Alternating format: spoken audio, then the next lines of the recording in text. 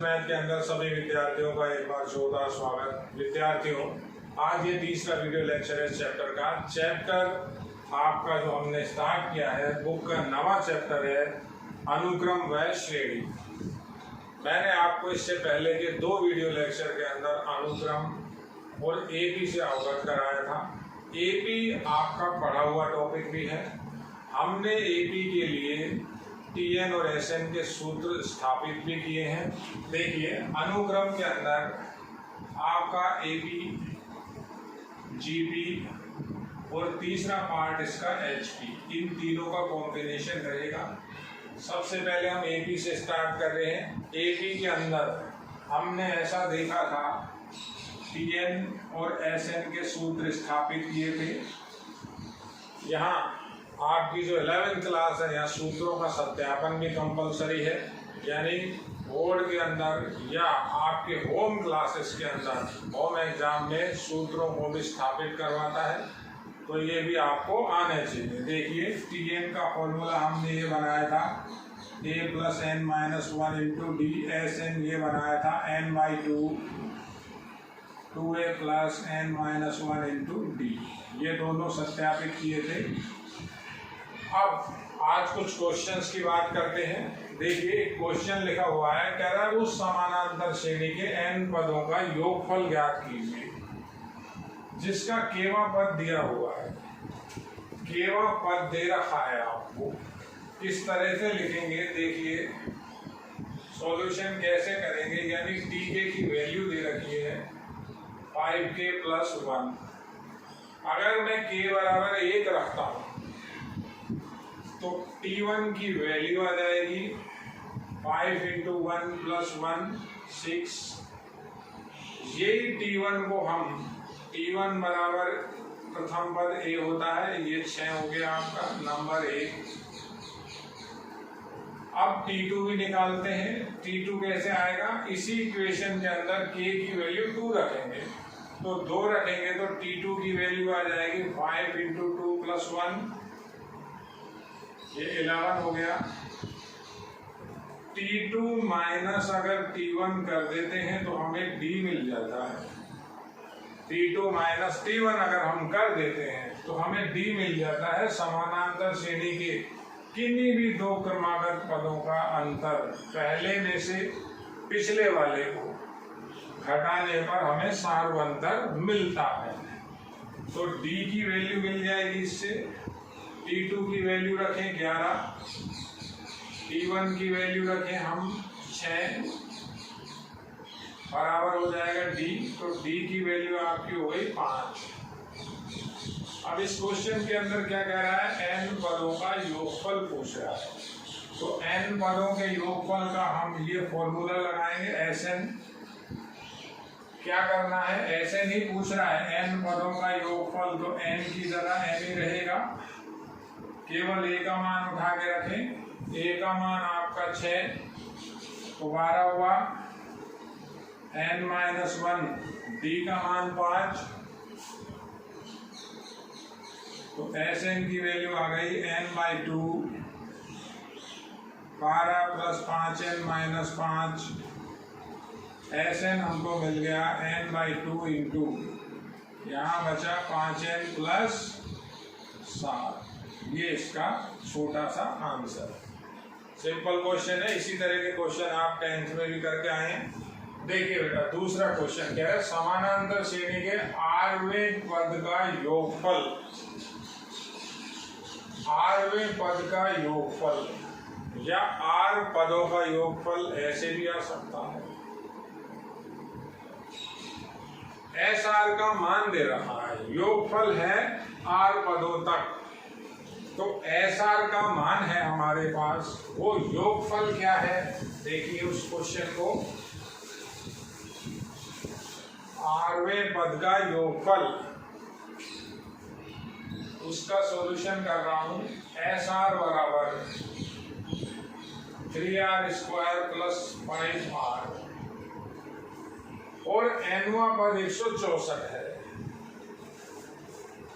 Tn का मान दे रखा है 164, ये दोनों नंबर 1 और ये नंबर 2 ये आपको दे रहे हैं।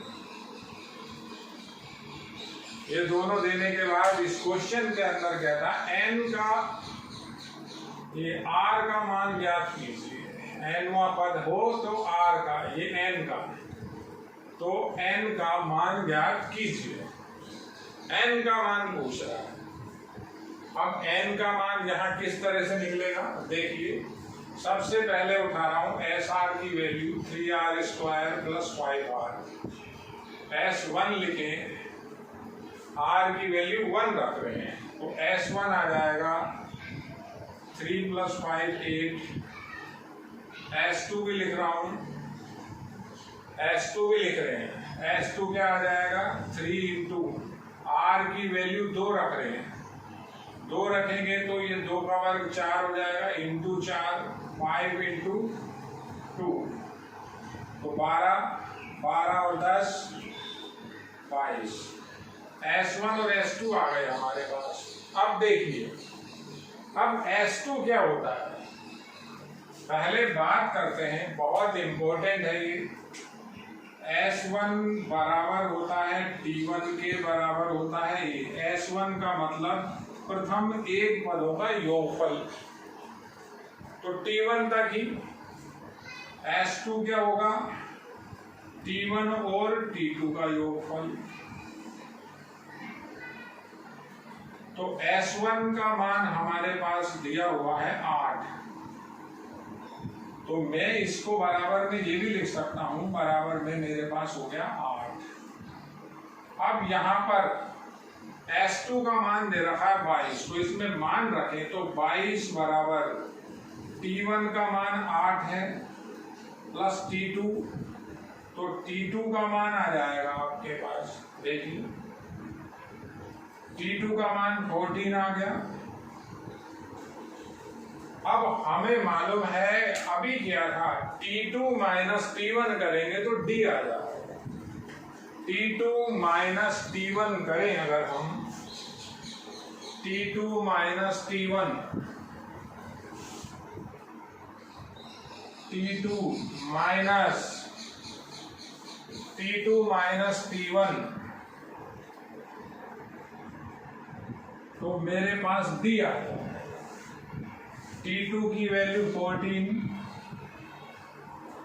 T1 का मान 8 बराबर D का मान आ गया 6। अब कह रहा है कि Tn बराबर 164, फिर लिख रहा हूं, Tn का मान 164 है, Tn बराबर 164 दिया हुआ, तो Tn का सूत्र लिखें, A + n - 1 × D बराबर 164।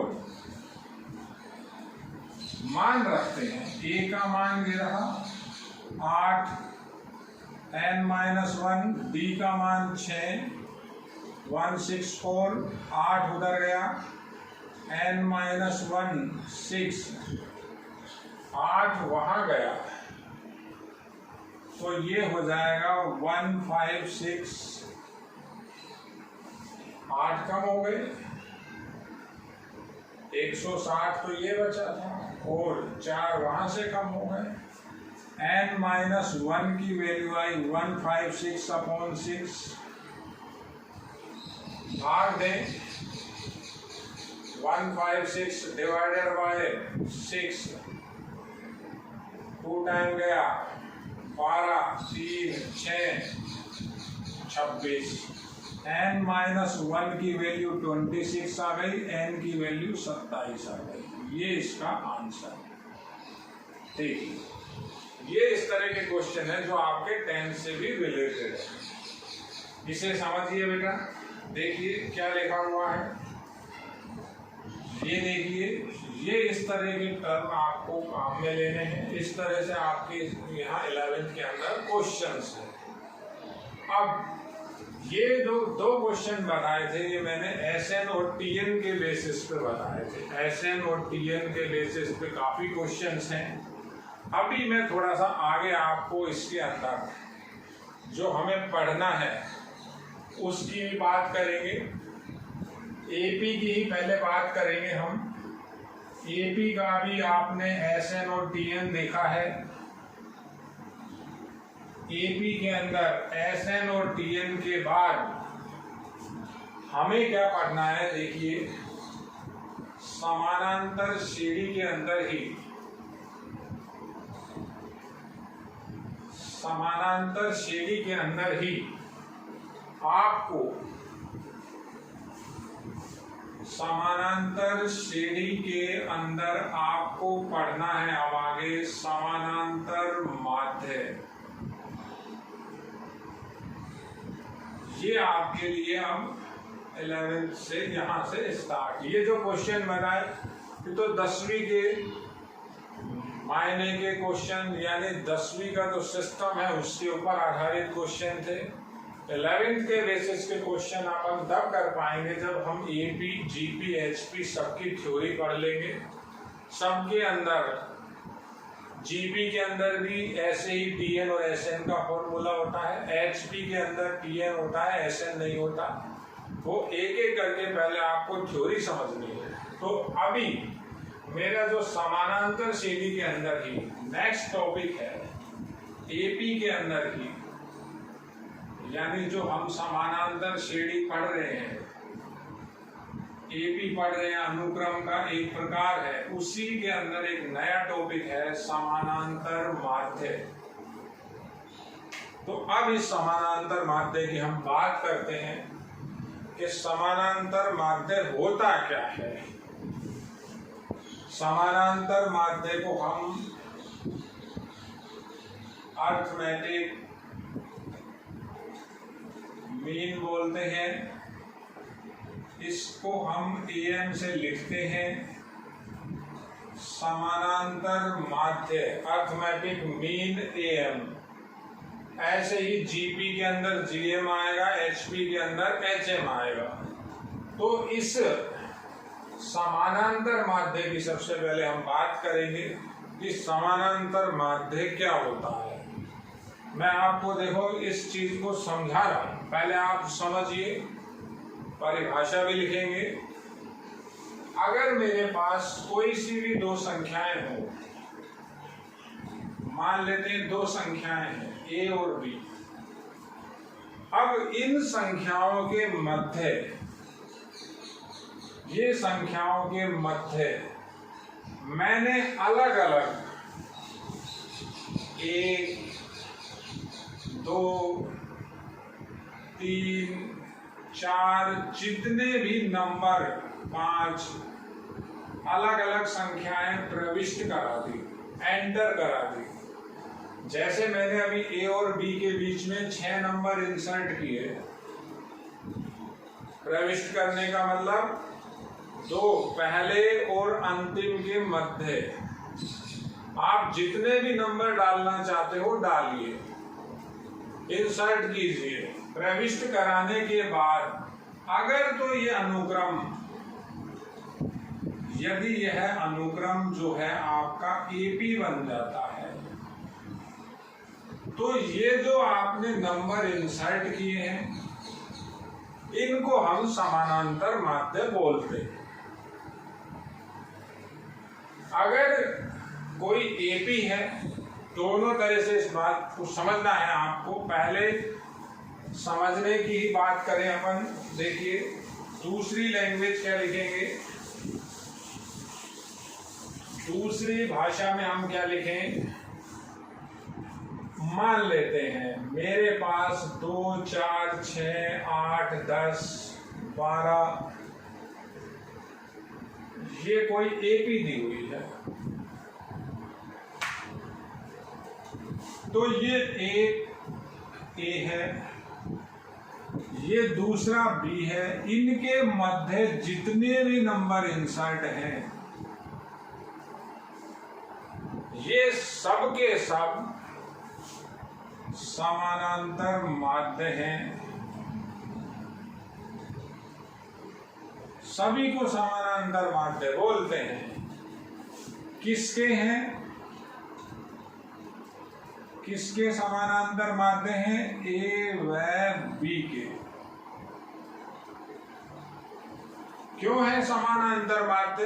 क्योंकि ए व बी के मध्य में जो भी नंबर रख रहा हूं, रखने के बाद जो ये पूरा सीक्वेंस है, ये जो पूरा का पूरा सीक्वेंस एपी बन गया, समानांतर श्रेणी बन गया।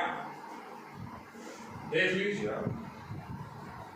अब ऐसे समझ ले, अगर ये पूरी की पूरी एपी है तो पहले और अंतिम के मध्य जितनी भी संख्याएं हैं वो सब की सब समानांतर माध्य कहलाती है। ये इसकी थ्योरी है। अगर इनको समानांतर माध्य कह रहे हो A1 से लेकर A5 तक, तो इनको जब आप रख दोगे तो AP बन जाएगी, और AP है तो दोनों के यानी प्रथम पद वह अंतिम पद के मध्य जितनी भी संख्याएं होती हैं वो सब की सब समानांतर माध्य कहलाती है। ये इसका बेस है, ये इसकी थ्योरी है। अब इस पे अपन क्या चीज बनाते हैं, कैसे काम करता है, अब हम ये देखते हैं। देखिए आगे, तो अब हम बात करेंगे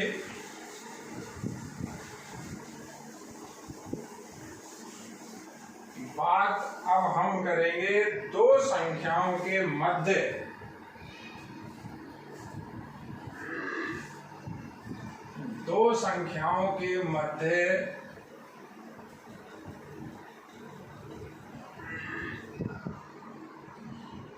देखिए, दो संख्याएं कोई सी भी ले लीजिए आप, मैं हेडिंग डाल रहा हूं, टॉपिक लिख रहा हूं आपका, दो संख्याओं के मध्य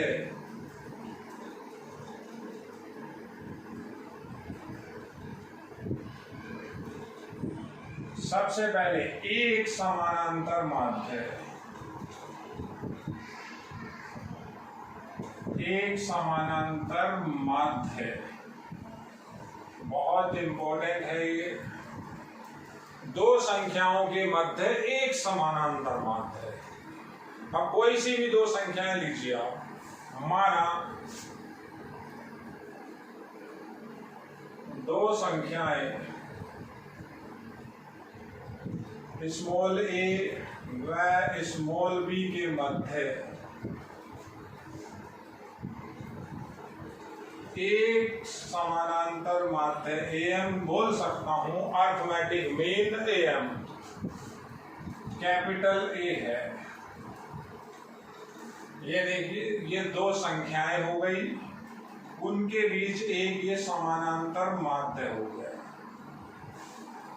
तो जब मैंने उन दो संख्याओं के बीच वो एक समानांतर माध्य रख दिया, तो ये जो अनुक्रम आया है ये एपी होगा, ये परिभाषा है।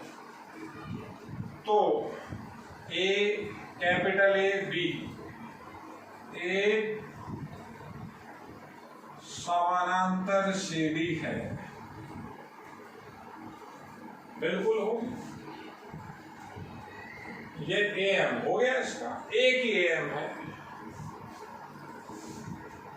तो फिर हमको मालूम है कि a माइनस ए करूं तो d आएगा, दूसरे में से पहला घटाया d आएगा। क्यों आएगा? समानांतर श्रेणी है, एपी है। और तीसरे में से दूसरा माइनस करूं तो d आएगा।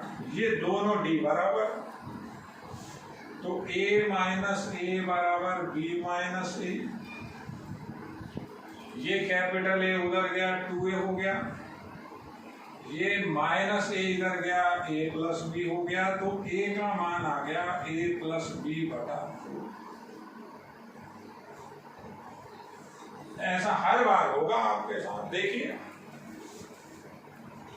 5, 10, 15 ये एपी है। तो इस बीच वाले को तो आप एम बोलोगे। किन का एम बोलोगे? 5 और 15 का। ये लगेगा कि नहीं लगेगा? a का मान तो हो गया कितना 10 बराबर होता है 5 + 15/2। ये यहाँ लिखा, यह है दो संख्याओं के मध्य एक समानांतर माध्य। अब ये किस तरह से काम करता है, इसका प्रयोग क्या है, यूटिलाइजेशन क्या है, अब अपन बात करते हैं उसकी। ये कहाँ काम आएगा, देखिए ये कैसे काम आएगा, कब काम आएगा, आपको इसको कैसे समझना है। अगर ऐसा कहीं कहता है, देखिए अब ये चीज बहुत इंपॉर्टेंट है और ये बार बार काम आएगी, आपके 12th तक काम आएगी। फिर वहां बच्चा कहता है कि सर ये कैसे लिख दिया, ये कहां से लिख दिया, ये क्यों लिख दिया। देखो मैं लिख रहा हूं, यदि अल्फा बीटा गामा एपी है, ये 3 स्टेप एपी में है, यहां 2 थे, ए कैपिटल ए बी, एक एपी थी, एक समानांतर सीरीज है। तो हमने क्या किया था, बीच वाले का मान पहले और तीसरे के जोड़ का आधा। तो यहां हमारे पास एक कंक्लूजन निकलता है, बीटा बराबर अल्फा प्लस गामा बटा 2। देखिए और दूसरे शब्दों में देखिए, यदि एक्स वाई जेड एपी है, 3 संख्याओं की एपी है, तो y का मान x + z बटा 2। काम तो ये लेना है, काम तो आपको वो लेना है, कुछ भी लिखिए, कोई सी भी 3 संख्या है, ऐसा लिख रहा हूं, यदि PQR AP में है या AP है या AP में है, एक ही बात, तो बीच वाले का मान इन दोनों के जोड़ का आधा। ये है आपका दो संख्याओं के मध्य एक समानांतर माध्य। दो संख्याओं के मध्य एक समानांतर माध्य की बात है। इसके बाद हम पढ़ेंगे दो संख्याओं के मध्य n समानांतर माध्य। n का मान कुछ भी हो, 10, दो संख्याओं के मध्य 10 समानांतर माध्य, दो संख्याओं के मध्य 15 समानांतर माध्य, दो संख्याओं के मध्य 25 समानांतर माध्य, कुछ भी हो। तो इसकी बात करेंगे हम अब अपने अगले वीडियो में। देखिए बेटा, ये आपका वीडियो लेक्चर नंबर 3 है, चैप्टर नंबर आपका 9 है। इन्हें देखिए और समझिए। धन्यवाद।